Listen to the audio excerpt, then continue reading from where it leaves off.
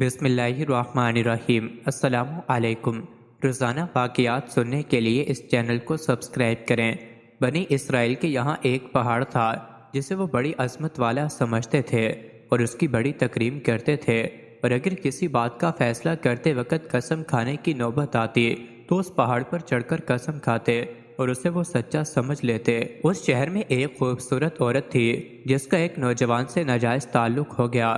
عورت نے اس کو اپنے مکان میں بلانا شروع کر دیا۔ شوہر کو شبہ پیدا ہو گیا۔ بیوی سے کہا کہ مجھے شبہ ہے کہ کوئی شخص میری غیر موجودگی میں تیرے پاس آتا ہے۔ عورت نے انکار کیا۔ شوہر نے کہا اگر تو سچی ہے تو پہاڑ پر چڑھ کر قسم کھا لے کہ تیرا کسی سے ناجائز تعلق نہیں ہے۔ عورت نے کہا ہاں، میں کل پہاڑ پر چل کر قسم کھانے کو تیار ہوں۔ ادھر اس نے اپنے آشنا سے کسی طرح چھپ کر یہ کہہ دیا کہ کل تم پہاڑ کے نیچے ایک گدھا لے کر کھڑے رہنا، میں اور میرا شوہر پہاڑ پر چڑھنے کے لیے وہاں آئیں گے، اور میں شوہر سے کہوں گی کہ میں پہاڑ پر چڑھتے ہوئے تھک گئی ہوں، اس بہانے تمہارا گدھا کرائے پر لے کر میں اس پہاڑ پر چڑھ جاؤں گی، تم گدھے والے کے بھیس میں وہاں موجود رہنا اور گدھے پر مجھے سوار کر کے میرے ساتھ ساتھ چلنا۔ چنانچہ جب دوسرے روز میاں بیوی پہاڑ پر چڑھنے کے لیے گھر سے نکلے اور چلتے چلتے پہاڑ کے قریب پہنچے تو وہاں اس عورت کا آشنا گدھے والے کے بھیس میں گدھا لیے کھڑا تھا۔ عورت نے شوہر سے کہا کہ چلتے چلتے میں تھک گئی ہوں، مجھے یہ گدھا کرائے پر سواری کے لیے دو۔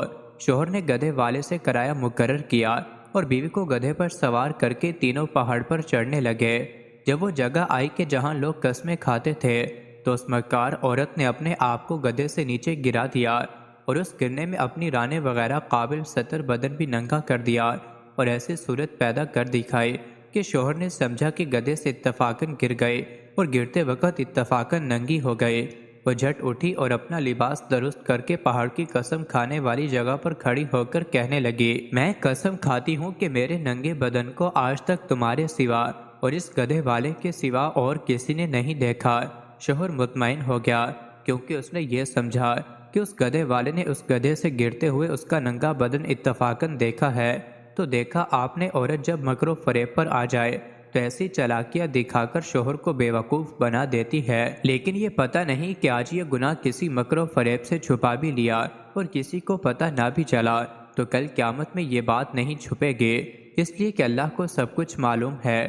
اللہ سے کوئی کام چھپا ہوا نہیں، دنیا والوں سے چھپ سکتا ہے لیکن اللہ تعالیٰ سے نہیں چھپ سکتا، اور اللہ کے نبی نے اس عذاب کا بتا دیا کہ ایسی عورت سینے کے بل جہنم کے اندر جلے گی۔